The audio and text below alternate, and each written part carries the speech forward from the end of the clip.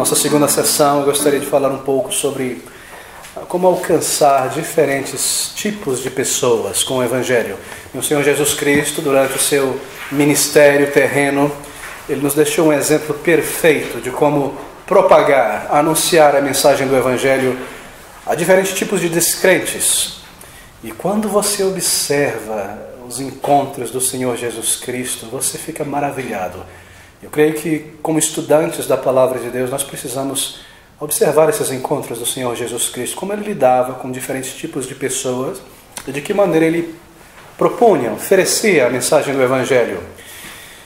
Bem, Ele não usava métodos diferentes, mas estratégias diferentes. O método era sempre proclamacional. Seus milagres eram nada mais do que sinais que apontavam a realidade da sua mensagem. O sinal era sempre feito após uma mensagem ou durante, para mostrar como um recurso visual o valor, a verdade, o poder da sua mensagem. E nós sabemos que ele sempre agia assim, ele pregava a palavra. Marcos capítulo 1, e versículo 35 e 38, é onde nós encontramos, e era assim a maneira que o Senhor Jesus Cristo ia em toda parte, proclamando o Evangelho. Versículo 35, Marcos capítulo 1. E levantando-se de manhã, isto é, o Senhor Jesus Cristo, muito cedo, fazendo-se ainda escuro, saiu e foi para um lugar deserto e ali orava.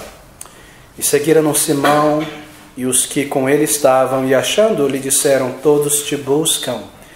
E ele lhes disse: vamos às aldeias vizinhas, para que eu ali também pregue, porque para isso vim. Ele tinha acabado de curar, se você observa nos versículos anteriores, primeiro capítulo, uma multidão imensa de pessoas. E os discípulos se aproximam dele: vamos ali, todos te buscam, milhares de pessoas para serem curadas. A resposta de Cristo foi essa: vamos a outra aldeia, para que eu pregue, para que eu ali também pregue. Ele não diz para que eu ali também faça milagres e sinais, porque para isso pregar eu vim. Esse era o método do Senhor Jesus Cristo. Mas em sua pregação, ele usava estratégias diferentes para comunicar o Evangelho também. E nós observamos que o Senhor Jesus Cristo, ele distinguia grupos diferentes de pessoas. É como se ele separasse as pessoas em grupos na sua maneira de apresentar o Evangelho, no seu testemunho. E ele fez isso para o nosso aprendizado hoje, para que o nosso testemunho fosse eficaz como igreja e individualmente. Bem, nós encontramos o Senhor Jesus Cristo lidando com essas classes de pessoas em vários lugares.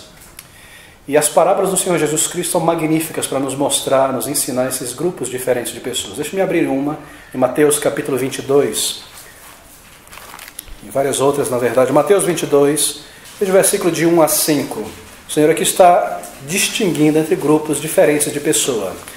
Ele diz: então Jesus respondendo, tornou a falar-lhes em parábolas, dizendo: o reino dos céus é semelhante a um certo rei que celebrou as bodas de seu filho. E enviou seus servos a chamar os convidados para as bodas, e estes não quiseram vir. E versículo 5, versículo 4, depois enviou outros servos, dizendo: dizei aos convidados: eis que tenho o meu jantar preparado. Isso é o convite de Deus a um homem pecador. Os meus bois cevados para a ceia do Cordeiro no céu, já mortos e tudo já pronto, vinde às bodas. Eles, porém, não fazendo caso, foram um para o seu campo, outro para o seu negócio. Aqui nós temos pessoas espiritualmente indiferentes, espiritualmente ignorantes. Não fizeram caso da mensagem do Evangelho. E essa classe de pessoas compõe uma grande parcela da sociedade. Pessoas espiritualmente indiferentes com o Evangelho, ignorantes a respeito da mensagem do Evangelho. No versículo 6 nós temos pessoas rebeldes, militantes rebeldes. E outros apoderaram-se dos servos, os evangelistas, na parábola de Cristo, os ultrajaram e o mataram. Pessoas que atacam o Evangelho, pessoas que perseguem a verdade e o povo de Deus, ateus militantes talvez. E no versículo 11... nós temos aqui o rei entrando para ver os convidados na boda, na ceia. Viu ali um homem que não estava trajado com vestes nupciais. Isso é maravilhoso. A boda do Cordeiro, uma pessoa que estava ali sem os vestes nupciais, não estava vestido na justiça de Cristo. Entrou com sua própria justiça, suas próprias roupas. E o resultado está então no versículo 12, disse-lhe: amigo, como entrastes aqui? Obviamente um pecador não entrará no céu sem ser salvo, mas na parábola nos faz perceber essas verdades. Amigo, como entrastes aqui? E ele emudeceu. Disse-lhe então o rei aos servos: amarrai-os dos pés às mãos, levai-o e lançai-o nas trevas exteriores, ali há pranto e ranger de dentes. Tremendas as parábolas de Cristo. Pessoas indiferentes, pessoas ignorantes, ateus militantes, pessoas que confiam em sua própria justiça como meio de se reconciliar com Deus. Sua religião, suas boas obras. E o Senhor distinguia o reino do céu e as pessoas nessas várias classes. Nós temos em Lucas capítulo 14 um outro exemplo. Lucas 14, versículo 15 em diante. Nós temos aqui pessoas autoindulgentes, autointeressadas. Esse é um outro grupo de indivíduos incrédulos. Versículo 15. E chegou a um dos cidadãos daquela terra, o qual o mandou para os seus campos a apacentar porcos. Eu estou lendo 15, na verdade Lucas 14, perdão, 15 a 21. E ouvindo isto, um dos que estavam com ele à mesa disse-lhe: bem-aventurado que comer pão no reino de Deus. Porém ele disse: um certo homem fez uma grande ceia e convidou a muitos. E à hora da ceia mandou o seu servo dizer aos convidados: vinde, que já tudo está preparado. Bastante similar àquela primeira parábola. E todos a uma começaram a escusar-se. Disse-lhe o primeiro: comprei um campo, e importa ir vê-lo, rogo-te que me hajas por escusado. E outro disse: comprei 5 juntas de boi, vou experimentá-las, rogo-te que me hajas por escusado. E outro disse: casei-me com minha esposa, portanto não posso ir. Aqui nós temos um grupo de pessoas autoindulgentes. Elas estão demasiadamente preocupadas com sua vida neste mundo, com seu lar, com sua carreira, com seus bens. Eu quero usufruir, me indulgir nessas coisas. Não me interessa o Evangelho. Há uma outra classe de pessoas aqui. Nós vemos vários desses grupos nas parábolas de Cristo. Nós temos a parábola das 10 virgens, que retrata pessoas espiritualmente ignorantes e desinteressadas, mas que estão ali junto com o povo de Deus. 5 delas eram nécias, não compraram azeite, isto é, não foram a Cristo para comprar azeite para a sua lâmpada, imaginavam que podiam entrar nas bodas. E há tantas pessoas assim na igreja, pessoas espiritualmente ignorantes ou indiferentes quanto à mensagem do Evangelho. Na parábola do semeador também nós temos ali várias classes de indivíduos não salvos. Bem, queridos, muitos desses grupos têm sido identificados por pregadores ao longo dos séculos. Mas eu creio, observando esses encontros do Senhor, bem como as suas parábolas, que nós podemos dividir ou agrupar as pessoas não convertidas, tanto na época do Senhor Jesus Cristo, ao estudarmos o Evangelho, como em nossos dias, em 4 grupos distintos. Nós podemos agrupar as pessoas no mundo inteiro hoje, em qualquer sociedade, seja entre os Yanomamis, seja entre os ingleses, os brasileiros, em 4 grupos, e nós aprendemos isso na Palavra de Deus. Nós podemos separar esses grupos de pessoas não salvas. E essas categorias dividem, em linhas gerais, toda a humanidade. Certamente que cada um de nós aqui nesta tarde um dia pertenceu a uma dessas categorias. E nós aprendemos a observar e conhecer as pessoas e identificar a que grupo elas pertencem. E assim o nosso testemunho evangelístico será mais eficaz. Seja ao longo da semana, com colegas, familiares, seja nos pontos de ônibus, como igreja, onde quer que o Senhor nos dê a oportunidade. Nós precisamos aprender a observar ao longo da vida o que mantém uma pessoa longe do Evangelho. O que a mantém longe? Ela é autoindulgente, preocupada com essa vida, com seus bens, com o campo, com o boi, com a esposa que casou. É uma pessoa espiritualmente ignorante sobre o Evangelho. É uma pessoa que se auto-justifica, imaginou que podia entrar na ceia, nas bodas, vestida em sua própria justiça, não em roupas nupciais, isto é, na justiça de Cristo. Se nós identificarmos o que mantém uma pessoa longe do Evangelho, aprendendo com Cristo, como Ele identificou para nós, então nosso testemunho será muito mais eficaz. Bem, nós temos essas 4 classes de pessoas. Primeiro, pessoas espiritualmente ignorantes e indiferentes. Talvez seja, eu creio, a maior parcela da humanidade. São pessoas espiritualmente ignorantes e diferentes quanto à religião, quanto ao cristianismo. Isso não lhes importa muito. E em segundo lugar, nós temos aí uma segunda classe de pessoas, bem próxima à primeira, que são pessoas justas aos seus próprios olhos. Essa é a segunda classe. Pessoas justas aos seus próprios olhos. E ali você encontra toda pessoa religiosa que baseia méritos em autojustiça, em sua religiosidade, para se reconciliar com Deus pelos seus méritos. Justo aos seus próprios olhos. Em terceiro lugar, nós temos a pessoa autoindulgente ou autointeressada, que se aproxima da religião por algum interesse pessoal. Uma segunda fatia muito grande de pessoas que estão por aí em igrejas buscando algo para essa vida somente, autointeressadas. Em quarto lugar, nós temos os ateus. E há dois tipos de ateu: o ateu militante e aquelas pessoas que nada mais do que copiam os argumentos ateus para não entrarem em debate, não querem saber de Deus. Então nós temos aqui esses quatro grupos de pessoas. E se nós aprendermos a identificar isso na pessoa que a gente está evangelizando, então nós vamos saber como lidar com ela de uma maneira mais eficaz e direta. Bem, primeiro desse grupo, ignorantes e indiferentes espirituais em questões da alma, do espírito. Essa constitui a maior de todas as parcelas de seres humanos sobre a face da terra. São pessoas centradas nesse mundo. Às vezes, são pessoas extremamente materialistas.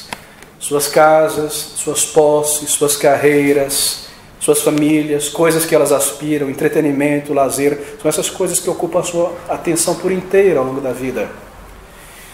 Não parece haver qualquer interesse espiritual nelas, qualquer desejo de conhecer sobre a verdade, a palavra de Deus, totalmente despreocupadas quanto à eternidade, quanto à sua alma. E mesmo em uma sociedade religiosa como a dos judeus, haviam ali pessoas espiritualmente indiferentes e ignorantes.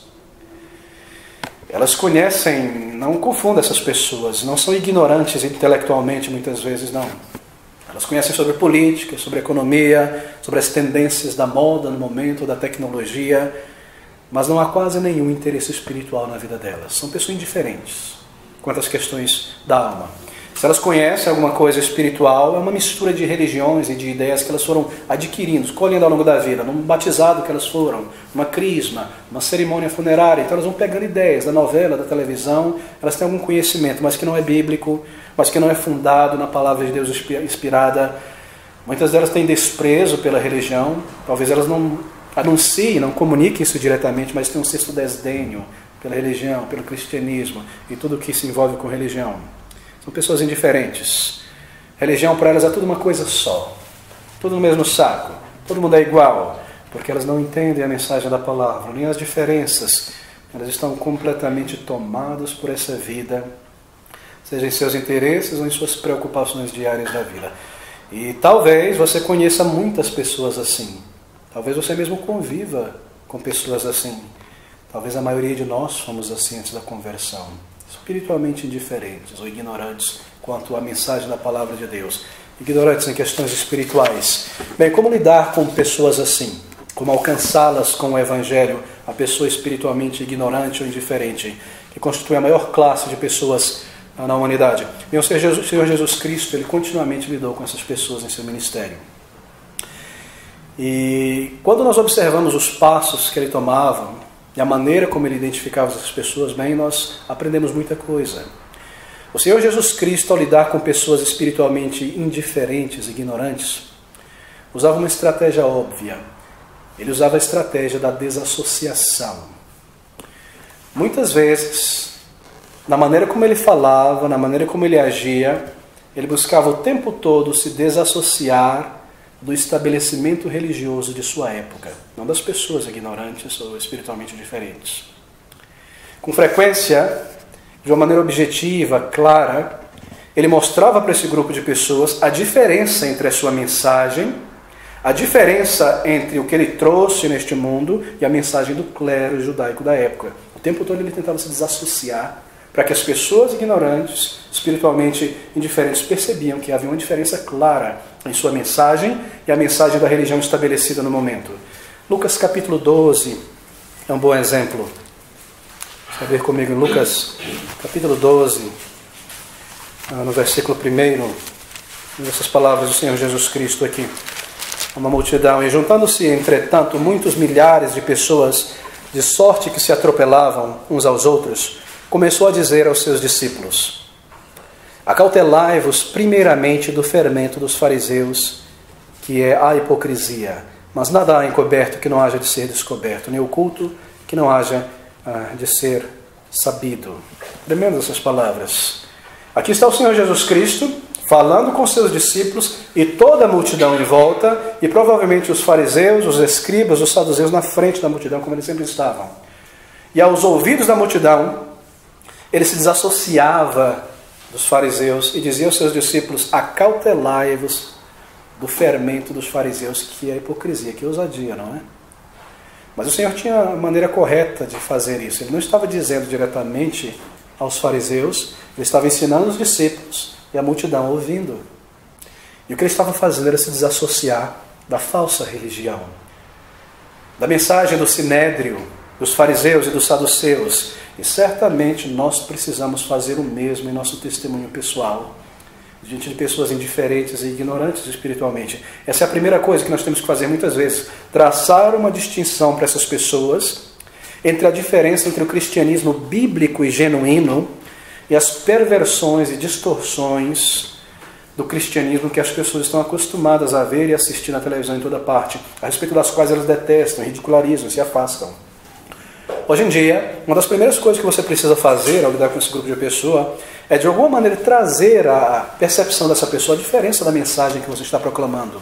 Que você não está no mesmo saco do neopentecostal, buscando tirar dinheiro dela, ou levar ela a caminhos místicos, ou que você não está promovendo alguma ideia estranha, esotérica. Às vezes é preciso gastar o primeiro minuto, o primeiro contato, se desassociando do falso evangelho. Isso é muito importante para uma pessoa espiritualmente ignorante, que não conhece a religião. Na mente dela, tudo é uma coisa só.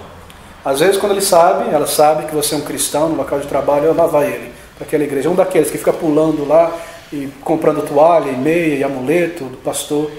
Eles pensam que você está nessa mesma religião, nessa mesma linha. Então nós precisamos nos desassociar logo de início. Bem, não é algo fácil fazer isso, porque você não quer ser visto como alguém negativo, que se eleva acima dos outros e que diminui as outras pessoas. Mas em teu testemunho a esse grupo de pessoas, de alguma maneira, você precisará se desassociar do falso evangelho e às vezes esclarecer para as pessoas a diferença entre a verdadeira mensagem da palavra de Deus, e as distorções que elas estão acostumadas a observar por aí, e das besteiras, do charlatanismo e das coisas absurdas que são feitas por aí em nome da religião evangélica. Você vai precisar fazer como Cristo, se desassociar do que está acontecendo por aí, do carnaval evangélico, e mostrar a seriedade da palavra de Deus e a diferença da mensagem do evangelho. Há uma diferença clara, elas precisam perceber isso, seja um familiar, seja no local de trabalho, entre a mensagem da palavra de Deus e a parafernália do catolicismo ou do espiritismo e as sandices do neopentecostalismo. É necessário tornar essa coisa clara. Cristo Jesus faz isso. Acautelai-vos, ele diz aos discípulos, para que a multidão ouça do fermento do fariseu, que é a hipocrisia. Então, nós precisamos, muitas vezes, com pessoas espiritualmente ignorantes e indiferentes, trazer essas questões diante delas, porque elas imaginam que tudo é a mesma coisa, muitas vezes. Outras vezes, ao lidar com pessoas assim, diferentes, você precisará surpreendê-las, ou aguçar a curiosidade, a mente delas. São inertes tantas vezes, não estão interessadas, têm um desdenho pela religião. Você vai precisar talvez aguçar a mente dela, e através de declarações, ou de perguntas chaves, ou explicações. Porque muitas vezes uma pessoa espiritualmente ignorante, indiferente, ela imagina, de alguma forma, que tudo o que ela precisa fazer para ter o céu, para entrar no céu, é tentar ser uma boa pessoa. Você já percebeu isso? Por menos que ela conheça sobre a Bíblia, no final das contas ela chega a essa conclusão: eu não me interesso por essas coisas. Mas lá na mente dela ela se diz: tanto faz, se eu for uma boa pessoa, se eu respeitar o próximo, Deus vai me receber, se existe um Deus, se essas coisas são verdadeiras. Bem, você precisará usar o método do Senhor Jesus Cristo e surpreendê-lo com certas verdades. Talvez com certas afirmações na conversa. Você pode dizer o seguinte: bom, se depende de mim alcançar o céu, dos meus bons pontos, da minha boa obra, para que então Jesus Cristo veio ao mundo? O fato dele ter vindo é porque é necessário um Salvador. Isso abre a mente da pessoa, ele faz pensar por um minuto. E ali você está lidando. Você pode dizer coisas como essa: olha, nem todo mundo é filho ou filha de Deus, não. Porque na mente da maioria das pessoas em um país católico como o nosso, todo mundo é filho de Deus. Obviamente você tem que explicar: Cristo é o único filho, imagem e semelhança do Pai, nós somos adotados. E ali você tem uma oportunidade de lançar verdades iluminadoras na mente de uma pessoa ignorante. Mateus 7, 21, onde Cristo diz que aquelas pessoas que faziam milagres, expulsavam demônios, nem mesmo eram salvas. E as pessoas reclamam por aí, está vendo? A religião evangélica, olá, o charlatão, olá. Aí você traz aquela passagem, Mateus 7, 21, naquele dia me dirão, Senhor, em teu nome, não expulsamos demônios, não fizemos grandes sinais e maravilhas. A resposta de Cristo não foi, não, vocês não fizeram isso, foi, apartai-vos de mim, malditos, nunca vos conheci. Cristo não nega que eles expulsaram demônios, Cristo não nega que eles fizeram milagres, eles fizeram. Judas fez, quando foi enviado com os discípulos, mas nunca nasceram de novo. E essas coisas surpreendem as pessoas que são espiritualmente ignorantes quanto à verdade. Ao lidar com a religião, por exemplo, você deve estressar o contexto eterno da vida. Porque na mente de uma pessoa espiritualmente ignorante ou indiferente, religião é para melhorar as pessoas e o mundo. Para isso que serve a religião. Na verdade, você encontra isso o tempo todo. Pessoas inteligentes, às vezes, no mundo. Pessoas capazes, mas na mente dela, essa pequena ideia de que religião, cristianismo é para melhorar a vida de pecadores rebeldes, viver uma vida confortável aqui e serem recebidos na glória. Bem, talvez você precisa dizer coisas que as façam pensar. Você pode dizer a elas que a intenção do cristianismo nunca foi tornar o mundo um mundo melhor. Isso as faz parar para pensar. Surpreende, não é? As pessoas que estão acostumadas àquela mensagem ecumênica, espírita ou católica, não é? Aquela voz mansa, aquela ladainha do espírito do padre sobre melhorar o mundo, ecumenismo, etc. Sim, o cristianismo pode melhorar o mundo, mas isso é um subproduto do cristianismo. O cristianismo está em uma missão de resgate. Foi para isso que Cristo veio. Resgate de um mundo perdido, amaldiçoado, que um dia será destruído. Esse é um mundo condenado. Sempre haverá guerra, sempre haverá rebelião, sempre haverá catástrofe, sempre haverá desigualdade social até o final dos tempos. O cristianismo não é para melhorar o mundo, mas uma missão de resgate. E esses conceitos, elas não conhecem. Isso nos leva a pensar. Um pregador nos Estados Unidos, ele costumava dizer no início do século XX, que Cristo foi o maior de todos os pessimistas a respeito do futuro do mundo presente. De fato, não é? Ele disse que veio para destruir, isto é, separar a espada. Oh, de fato, pessoas convertidas, às vezes detestadas. E essas coisas fazem as pessoas pensar, muitas vezes. Não é? A Bíblia ensina que boas pessoas não irão entrar no céu. Isso é chocante. Boas pessoas aos seus próprios olhos, que confiam em sua própria bondade, em seus méritos, que não buscam em arrependimento, a salvação. E você precisa talvez colecionar um grupo dessas declarações que levem uma pessoa espiritualmente ignorante a pensar, a considerar. Afirmações como essa, eles fazem considerar algo. Deus não ouve a oração de todo mundo. Obviamente você precisa explicar isso. Você não pode chegar ao extremo de algumas pessoas que dizem que Deus nunca ouve a oração de uma pessoa não salva, porque isso é um absurdo. Ele não ouve porque as pessoas não estão colocando coisas espirituais em primeiro lugar. E você explica essas coisas, e talvez uma dessas declarações soem como algo negativo, mas porque são verdadeiras, irão conduzir uma pessoa espiritualmente ignorante a pensar sobre a mensagem da palavra de Deus. Bem, como Cristo fazia, nós precisamos buscar em nosso testemunho capturar a atenção de pessoas assim.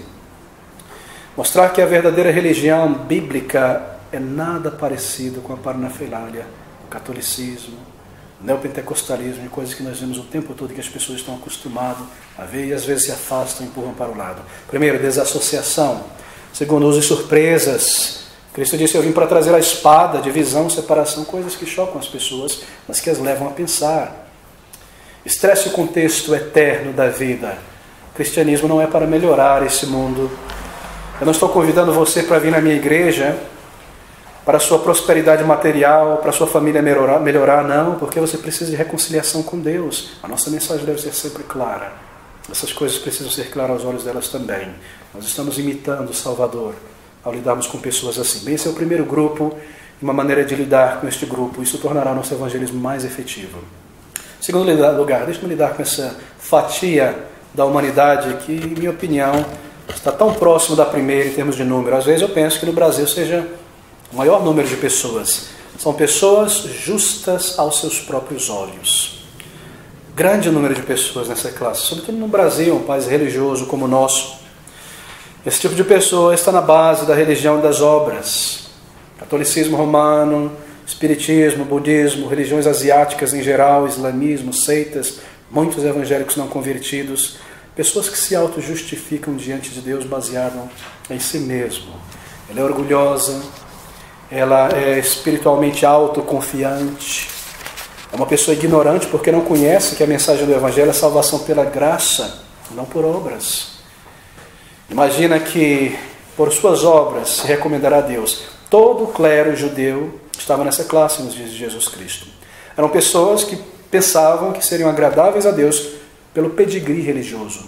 Somos filhos de Abraão, eles diziam o tempo todo a Cristo. E na mente de uma pessoa justa aos seus próprios olhos, Deus é como um professor. Ele não espera do aluno que ele conheça e entenda tanto quanto o professor. Às vezes, se o aluno consegue só 50%, está ótimo, passou. E o justo aos seus próprios olhos é uma pessoa que pensa da mesma maneira em termos espirituais. Ela diz coisas assim: bom, Deus não exige, Deus só espera o teu melhor. E se você disser para ela, mas nós somos pecadores, todos somos pecadores, Deus deve nos julgar. Então ela responde, sim, todos somos, porque ninguém é perfeito. E se você fizer o teu melhor, então, apesar dos teus muitos pecados, Deus vai te receber. Se eu fizer o meu melhor, independente de meus pecados, é o que elas estão dizendo, então Deus vai me receber. Ninguém é perfeito, por isso nós pecamos. Então você precisa inverter a ordem. Não é porque nós somos imperfeitos que nós pecamos, é porque nós somos pecadores, que nós colocamos para fora coisas imperfeitas o tempo todo. A nossa natureza, a natureza pecadora. Elas sempre subestimam a santidade de Deus e reduzem Deus ao tamanho delas, como um Deus que não marca o pecado e a gravidade do pecado, e elas se exaltam em suas boas obras. Talvez você conviva com pessoas assim diariamente. São espiritualmente cheias de si mesmo. Creio que muitos de nós aqui fomos assim antes da conversão. Nos baseávamos em nossa boa obra, nossa imaginação. Nunca matei ninguém, nunca roubei ninguém. E nós vemos como Cristo Jesus lidou com pessoas assim no encontro com Nicodemos, lá em João capítulo 3, versículo 1. João 3, 1. Esse grande e famoso encontro do Senhor Jesus Cristo, um fariseu chamado Nicodemos, um príncipe entre os judeus, uma pessoa de alto escalão entre os fariseus ali, por conhecer a lei. Nicodemos era uma pessoa típica nesse respeito. Ele tinha justiça própria baseado em um currículo religioso, mas ele não possuía uma experiência espiritual genuína. E foi nesse ponto que o Senhor Jesus Cristo lidou com ele. E havia entre os fariseus um homem chamado Nicodemos, príncipe dos judeus, e este foi ter de noite com Jesus e disse-lhe, Rabi, bem sabemos que é mestre vindo de Deus. E aqui começa a ladainha dele. Porque ninguém pode fazer estes sinais se tu fazes, se Deus não estiver com ele. Jesus Cristo de repente corta a conversa dele e diz, na verdade, Nicodemos, te digo que aquele que não nascer de novo não pode ver o reino de Deus. Veja como o Senhor Jesus toca no nervo da questão.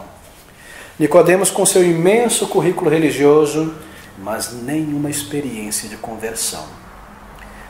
Nem vida na alma, nem comunhão com Deus. E nós devemos fazer o mesmo em nosso testemunho junto a pessoas que se auto-justificam, pessoas religiosas, que confiam em sua justiça própria, e tornar as coisas mais pessoais para elas. Você já encontrou o perdão dos teus pecados? Se a tua vida terminar hoje, para onde a tua alma irá? Essas coisas fazem as pessoas tremer, porque elas não possuem uma experiência com Deus. Elas têm apenas um currículo religioso. Nem novo nascimento, nem certeza de vida eterna. No momento que você menciona o teu testemunho pessoal, o que Deus fez em tua vida, um novo caráter, a experiência de receber uma nova vida após o arrependimento, a pessoa fica como que boiando, ela nunca experimentou isso, nunca passou por isso. Então nós precisamos tornar as coisas mais pessoais, lidar com o nervo.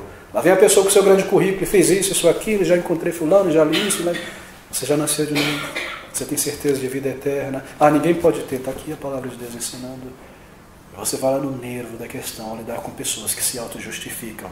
Nós precisamos aprender a falar sobre experiências do novo nascimento com elas e a descrever também a imensa transformação que é a conversão. Coisas que elas desconhecem.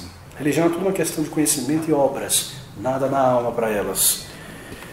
Nunca receberam um novo caráter, nem paz, nem certeza de vida eterna, e essas coisas devem ser informadas. Bem, o Senhor Jesus Cristo falou isso para Nicodemos, não para rebaixá-lo, mas para ganhá-lo.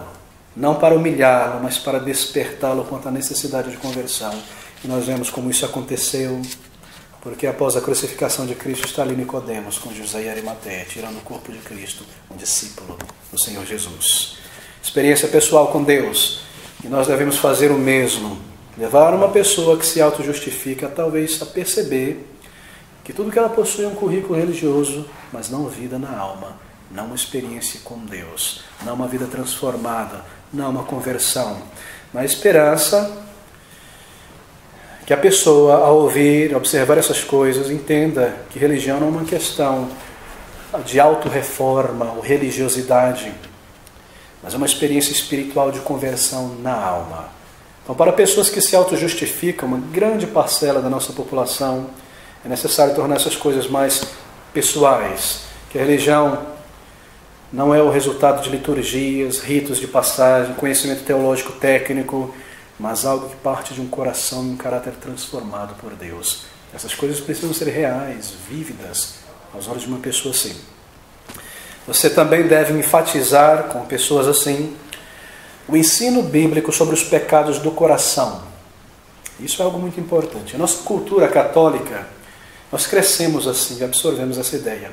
A ideia de pecado no Brasil são coisas exteriores. Matar uma pessoa, roubar dinheiro público. Bom, hoje já não é visto nem como pecado mais. Mas fazer algo imenso lá fora, algo terrível. O pecado está lá, na cadeia, no Planalto Central. Mas a Bíblia fala sobre pecados do coração. O orgulho, a mentira, a cobiça, a imoralidade, inveja, frieza, mau temperamento, desobediência, rebelião no coração, todas essas coisas que caracterizam uma pessoa que não nasceu de novo. E esses elementos precisam de um foco, de um holofote. Porque normalmente a nossa tendência, antes da conversão, é imaginar que nós nunca cometemos um pecado grave, nunca matei ninguém. Mas estamos sendo consumidos por cobiça, e por mentira, e assim essas coisas precisam ser feitas claras, de uma maneira certa, de uma maneira correta, porque o nosso objetivo é manter o testemunho. Então eu exorto os irmãos a lidar com muito cuidado quanto a esses elementos. Você não quer apontar para uma pessoa e dizer, você é um mentiroso. Você não vai fazer isso, embora a pessoa viva na mentira, o coração esteja assim. Aí a grande vantagem de um pregador. Porque um pregador, quando ele está no púlpito, ele pode com grande liberdade falar sobre isso, porque ele não está falando com ninguém especificamente, mas com todos. Então assim ele pode ir lá no fundo. Essa é a grande vantagem que Deus dá ao pregador.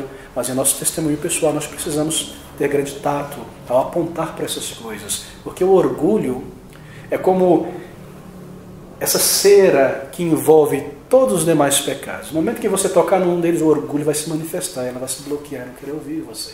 É assim que nós somos. Nossa mente nós agimos assim. Então, grande cuidado é necessário para nós apontarmos. Talvez, em vez de lidar diretamente com a pessoa, mostrar a realidade de um caso que aconteceu e apontar isso ali. Esse era sempre o método de Cristo. Eu espero que vocês tenham observado isso na maneira que o pastor prega. Eu nunca começo, às vezes assim, diretamente dizendo você. E assim que a palavra de Deus diz, eles, nós, eu fui assim, você. Então você começa dessa maneira. Você tira, não é o fio da espada que cortaria o testemunho e te separaria da pessoa para chegar no ponto. E a palavra de Deus é tremenda nesse aspecto. E assim nós trazemos um holofote sobre os pecados do coração, que falam sobre a nossa natureza ao lidar com pessoas que se auto-justificam e imaginam que estão isentas de pecados diante de Deus. Isso é muito importante. Às vezes você pode usar literatura que haverá de lidar ou falar com a pessoa coisas diretas e claras que talvez você não conseguiria falar, a pessoa te ofenderia. O uso de literatura é tremendo em nosso testemunho pessoal, pessoas que se auto-justificam. É muito bom ter um estoque de boa literatura para isso. Estressar a realidade da nossa natureza antes da conversão. Deixa-me lidar com o terceiro grupo, brevemente, uma categoria identificada pelo Senhor Jesus Cristo nos poucos minutos que nós temos. São pessoas autoindulgentes e autointeressadas. É um tipo de pessoa que é atraída para a religião, para a igreja, não porque ela esteja pessoalmente em busca da salvação, ou de uma experiência pessoal de perdão de Deus da sua culpa, Mas alguma coisa atrai esse homem, essa mulher, esse jovem para a igreja, para a religião. Há muitíssimas pessoas nessa categoria e você encontra ela nas igrejas. Enchem igrejas. Elas vêm à igreja, talvez, isso que atrai elas para a igreja, elas vêm à igreja como um palco para os seus talentos. Ou elas vêm à igreja como lugar onde eu posso tocar na orquestra, na banda, cantar, etc. Ou um lugar onde eu posso participar de atividades esportivas, sociais. Ou um lugar onde eu posso ter uma audiência para as minhas ideias, ou clientela para os meus produtos. E há muitas coisas que atraem pessoas para a religião e para a igreja. São pessoas auto-interessadas. É o interesse pessoal, não espiritual, que as conduz à igreja. E o Senhor Jesus Cristo lidava com elas. E às vezes, durante o seu ministério, ele usava palavras de repreensão para advertir solenemente aquelas pessoas que tentavam segui-lo de uma maneira superficial, sem entender primeiro que o caminho de arrependimento e fé é o custo do discipulado. Havia muitas multidões em torno do Senhor Jesus Cristo o tempo todo. E continuamente ele pressionava os elementos espirituais do Evangelho para as pessoas que se voluntariavam em segui-lo. João capítulo 5 é um bom exemplo, 6 na verdade, dessa situação. João capítulo 6, versículo 51. O Senhor Jesus Cristo está lidando exatamente com esse grupo de pessoas. João 6, 51. Eu sou o pão vivo que desceu do céu. Se alguém comer deste pão, viverá para sempre. E o pão que eu der é a minha carne, que eu darei pela vida do mundo. Disputavam, pois, os judeus entre si, dizendo: como nos pode dar este sua carne a comer? Jesus, pois, lhes disse: na verdade vos digo que se não comerdes a carne do Filho do Homem e não beberdes o seu sangue, não tereis vida em vós mesmos. Quem come a minha carne e bebe o meu sangue tem a vida eterna, e eu o ressuscitarei no último dia. E no versículo 60, muitos depois dos seus discípulos, seguidores, ouvindo isto, disseram: duro este discurso, quem o pode ouvir? Sabendo, pois, Jesus em si mesmo que os seus discípulos murmuravam disso, lhes disse: isto os escandaliza? E aqui ele começa a exortar os discípulos. Então nós vamos ler posteriormente que muitos, depois de ouvirem essas palavras, deixaram de seguir o Senhor Jesus Cristo. Tremenda essa atitude de Cristo. Mas será que o Senhor Jesus, ao falar ou escolher essas palavras de propósito, ele não se preocupava com o seu ibope? Será que ele não temia esvaziar a congregação e perder um montão de seguidores de suporte? Não, porque o objetivo do Senhor é reunir um povo salvo, discípulos convertidos, salvar almas, e assim, com verdade e com compaixão, ele coloca diante da multidão os critérios para ser um cristão: comer a sua carne, beber o seu sangue, isto é, deixar de buscar os pães e os peixes e se alimentar da verdade, que é Ele próprio, o pão que desceu do céu. Que não se alimentar de mim, da minha mensagem, se alimentar daquilo que dá a vida eterna, buscar a Cristo e responder a Ele. Depois disso, muitos se afastaram porque estavam buscando pães e peixes e milagres e entretenimento. Eram pessoas auto-interessadas, que foram atraídas para a igreja por alguma outra coisa, mas não a mensagem de salvação, não por convicção de pecados. E há muitas pessoas enchendo igrejas assim, e nós precisamos, com toda simpatia, aprender a identificá-las para ajudá-las. O que ele trouxe à igreja? Observe. Algum outro interesse? Muitos de nós, talvez aqui, temos vindo à igreja por uma razão como essa. E hoje elas agradecem a Deus porque alguém nesse contexto chamou a atenção delas de uma maneira amigável e simpática e séria para as verdadeiras questões espirituais. A necessidade de arrependimento, de fé no Senhor. Uma grande tragédia em igrejas centrada em programas, onde tudo é programas, isso mantém pessoas não salvas ali. Muitas vezes, uma pessoa com uma profissão de fé insípida, porque ela levantou a mão, foi na frente apenas, ou repetiu uma oração no final de um folheto, ou foi batizado em algum lugar, mas nunca buscou pessoalmente, pela fé, Cristo Jesus, e se arrepender de seus pecados são trazidos para dentro das igrejas. E ali nas igrejas elas aprendem a linguagem de Sião, não é? O vocabulário cristão e o comportamento que se espera de um crente, o modo exterior, isto é, e assim elas são institucionalizadas na igreja antes de nascerem de novo. É uma grande quantidade de pessoas assim. E nós vemos o Senhor Jesus Cristo lidar com essa imensa classe de pessoas. Muitas vezes essa classe de pessoas está entre jovens. E esses jovens vêm para a igreja por causa do grupo de jovens, da mocidade cristã. E ali colegas, vizinhos são trazidos para as reuniões, louvorzão, encontro de jovens no sábado, pelos membros são trazidos. E aos poucos essas pessoas são institucionalizadas na igreja. E elas passam a concordar com a mensagem de seus amigos.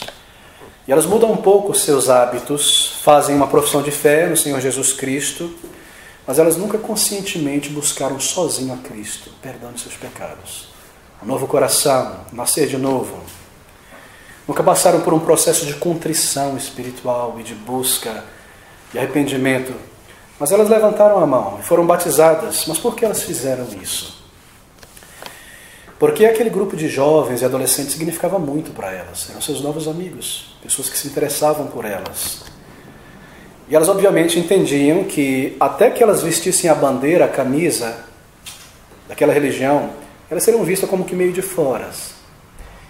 Então, de uma maneira sincera, obviamente, elas queriam estar ali por inteiro. E ali, aproveitando a técnica humana de levantar a mão, do batismo, elas fizeram seu rito de passagem. E foram institucionalizadas. Talvez no acampamento, no culto, levantaram a mão, para que todo mundo visse que elas vestiram a camisa da igreja.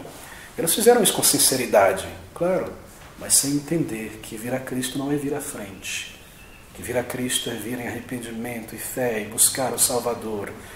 A grande maioria nunca experimentou conversão, foram trazidas pela emoção, pelos laços de amizade, através do grupo de jovens, através de métodos humanos. E essas coisas são muito importantes para os jovens e adolescentes que querem se identificar com seus amigos que professam a fé, mas nunca entenderam a mensagem, porque talvez nunca lhes foi pregada a mensagem do Evangelho. Nunca houve convicção pessoal e genuína de pecados, nunca houve uma busca por perdão, nunca houve, na maioria deles, isto é, uma busca consciente, verdadeira de arrependimento. E o passar dos anos começa a mostrar isso. Elas se afastam da igreja, ou têm uma vida fria, mecânica, nunca estão envolvidos. É somente uma atitude séria, de grande simpatia e compaixão, lidar com pessoas assim, zelando pelas almas delas, buscando com simpatia auxiliá-las, apontando o critério para a salvação, que nós poderíamos ter um testemunho junto a essa imensa fatia de jovens, adultos, que são institucionalizados no cristianismo antes da conversão. Bem, nós não podemos institucionalizar uma pessoa antes da conversão, irmãos. Antes que uma obra do Espírito Santo aconteça e haja sinais e frutos genuínos dessa obra na vida de uma pessoa. Evite o vocabulário errado. Não chame de irmão ou irmã uma pessoa que você percebe que não nasceu de novo. Você está institucionalizando a pessoa. Daqui a pouco ela se sente como irmão sem ter nascido de novo. Amigo. É assim que nós usamos. Com toda simpatia, com todo respeito. Procure explicar a verdade de que a fé em Cristo é mais do que entusiasmo intelectual. Não institucionalize uma pessoa até que você perceba sinais de um novo nascimento.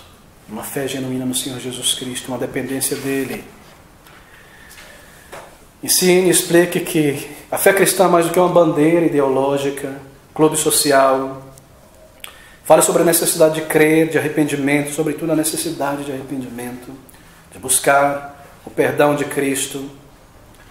Não use métodos errados, jamais envie uma pessoa para uma igreja porque é a mais próxima da casa dela, onde se usa métodos de levantar a mão ou de técnicas psicológicas debaixo de muita música para atrair pessoas a uma conversão forçada. Nunca envie pessoas a lugares assim.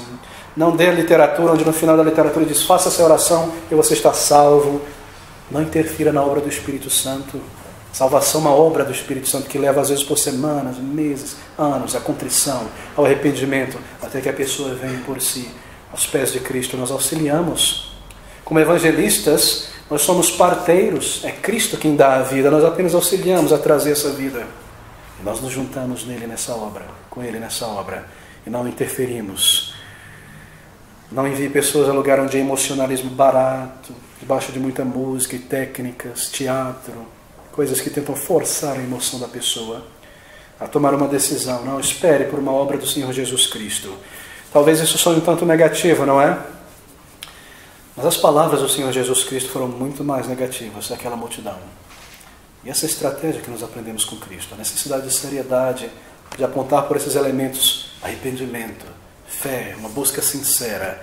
E nós precisamos aprender a reconhecer que se não há nenhum desejo sincero de arrependimento na pessoa, e a busca pela conversão, então talvez não houve conversão ainda. Se toda a conversação de um indivíduo é sobre política, sua vida, seu lar, seus problemas, e não há absolutamente nada espiritual fluindo dessa pessoa, então talvez o Espírito Santo não está habitando ali ainda. Cristo diz que aquele que nele crê teria como uma fonte de água viva, experiências com Deus, de oração, de vida cristã. Se não há nada espiritual ali, talvez não houve conversão. É necessário estressar esse ponto. Morrer para si mesmo, para o ego, para a velha vida.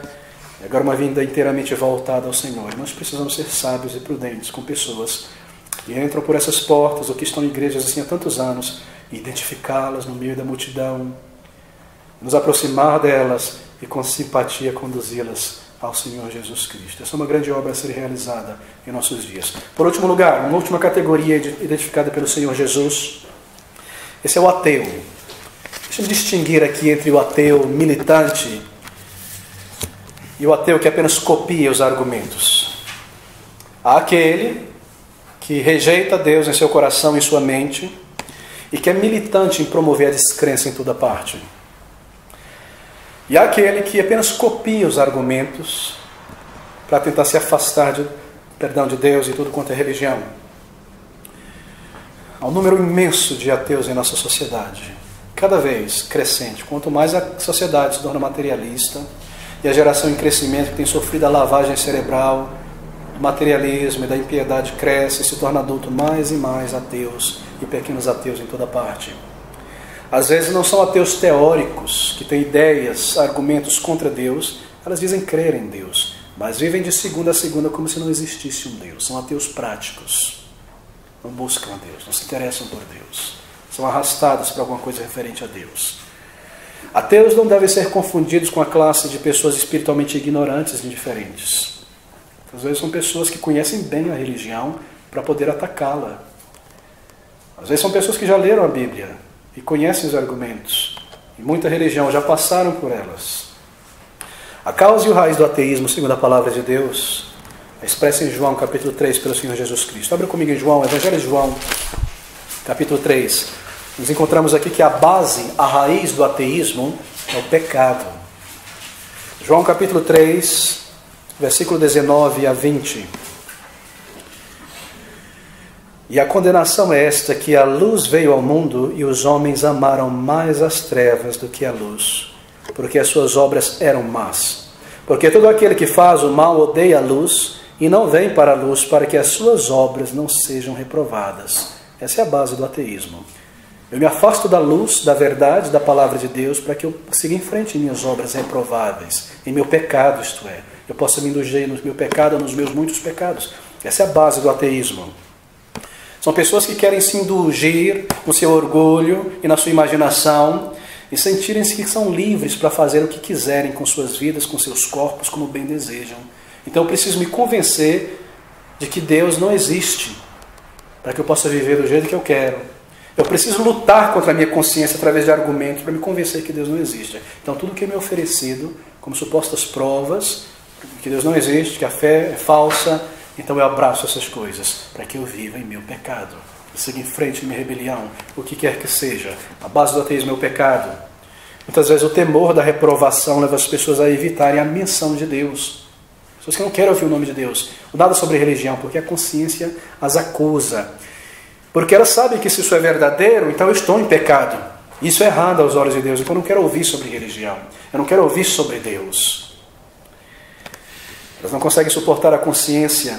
Se há um Deus, então o senso de culpa que eu tenho dentro de mim é da parte de Deus, sim. E eu haverei de prestar contas a Ele um dia. Outra razão é um espírito orgulhoso, independente, que rejeita a luz. Isto é, a instrução, uma condução que vem de fora. Eu sou muito independente, ninguém me conduz, ninguém me ensina. Sou muito orgulhoso, eu não quero um Deus, uma mensagem que guie os meus caminhos. Eu quero controlar o volante da minha vida. Eu não quero sentir que eu devo a Deus qualquer coisa. A ideia de independência, ou melhor, de dependência, fere o meu ego. Como lidar com pessoas assim? Bem rapidamente. Você precisa ser bem vigoroso para lidar com ateus. Primeiro, você precisa distinguir entre aquelas pessoas que promovem o ateísmo e resisti-las com firmeza, e aquelas pessoas que simplesmente copiam os argumentos, tentar lançar luz na mente dessa pessoa. Você vai precisar lidar com os grandes buracos, as grandes falhas do raciocínio de um ateu. Mostrar que o ateísmo se torna uma fé, sim, porque eu preciso crer em coisas que não há evidência, nem provas, e assim se torna uma religião para mim, crer em coisas que não há provas. Você precisa mostrar a fraqueza e a impotência do ateísmo que não constrói nada, tira Deus de cena, mas não substitui com nenhum propósito, nenhuma base moral, nenhum código de moralidade. Ateus gostam de levantar perguntas, mas nunca respondem. Ateísmo não constrói absolutamente nada. Você nunca ouviu falar da Associação Beneficente dos Ateus de São Paulo, já? Ou do Orfanato dos Ateus do Brasil? Não constrói nada. Tiram Deus de cena e não colocam absolutamente nada para a edificação do caráter humano, das sociedades humanas. Você deve mostrar a crueldade do ateísmo.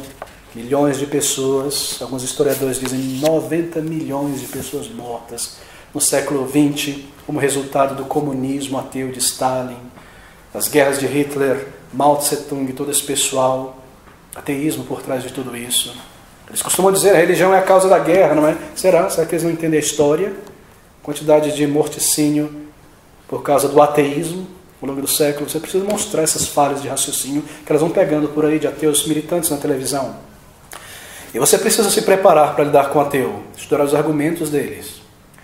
Ter teu caderno de notas, certos pontos que são levantados, estudar a resposta na palavra de Deus, pesquisar, tenha boa literatura, aprenda a usar os bons argumentos, o design inteligente, que é um design no universo, então tem que ter um arquiteto.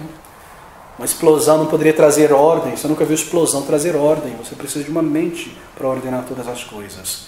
Eles nunca respondem isso. Pelas perguntas-chave, de onde vem a matéria, nunca vão saber responder isso. Então você precisa estar preparado para pegar o ateu em seu próprio campo, às vezes. Não se submeta à linha de raciocínio e postura de um ateu, porque um ateu sempre se posiciona assim, como se estivesse verificando a tua religião, rebaixando. De maneira nenhuma. Levantando questão para ridicularizar a fé. Não, você deve se lembrar que ele é um pecador nas mãos de Deus, uma alma que logo se encontrará com Deus. Mantenha isso em mente. É necessário uma atitude vigorosa, marcar as falhas. 2 Coríntios capítulo 10, versículo 5. 2 Coríntios 10, 5, essas palavras de Paulo. Destruindo argumentos e toda a altivez que se levanta contra o conhecimento de Deus e levando cativo todo o entendimento à obediência de Cristo. Palavras tremendas. Palavras tremendas. Essa deve ser a nossa postura com ateus. Deve ser desafiada em seu campo. As contradições do ateísmo em suas teorias devem ser levantadas. Apontar os seus argumentos. Argumento poderoso do design, a necessidade de um criador, e assim ter todos os argumentos anotados e preparados para lidar com eles. Somente a palavra de Deus explica a existência da consciência humana. A evolução não poderia explicar isso. E as contradições de um ser humano que pode construir coisas tão maravilhosas e destruir ao mesmo tempo.